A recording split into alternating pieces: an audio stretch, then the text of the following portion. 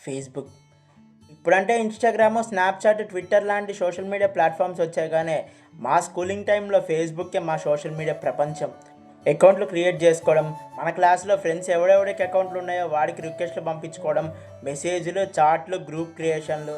ఇక వీకెండ్ వచ్చిందా, తలా ఒక 50 యేసుకొని ఒక కెమెరా రెంట్‌కి తెచ్చుకొని ఒక్కొక్కడు ఒక్కొక్క స్టిల్ ఫోటోగ్రాఫర్ లాగా ఫీల్ అయిపోతూ పోజులిచ్చి ఫోటోలు దిగడం.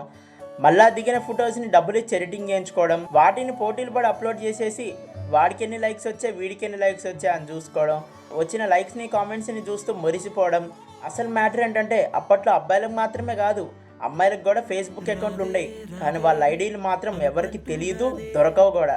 ఇక ఎవరిదైనా అమ్మాయి ఐడి దొరికిందా, ఇక ఆ రోజు క్లాస్ అంతా అమ్మాయి అకౌంట్ గురించే ప్రచారం. ఇక ఒక్కొక్కడు పోటీలు పడి ఆ అమ్మాయికి రిక్వెస్ట్లు పెట్టేయడం. ఇక ఆ అమ్మాయి ఎవరి ఫ్రెండ్ రిక్వెస్ట్ అయితే యాక్సెప్ట్ చేసి చాటింగ్ చేసిద్దో, ఇక క్లాస్ మొత్తంలో వాడే తోపన్నట్టు ఫీల్ అయిపోవడం.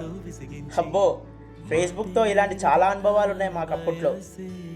మీలో ఎంతమందికి ఫేస్బుక్తో స్కూలింగ్ టైంలో ఇలాంటి అనుభవాలు ఉన్నాయో కామెంట్లో తెలియజేయండి. అలానే మమ్మల్ని సపోర్ట్ చేస్తూ మా పేజ్ని కూడా ఫాలో చేయండి. మరిన్ని వీడియోస్ మీ ముందుకు తీసుకురావడానికి ట్రై చేస్తాను. Thank you.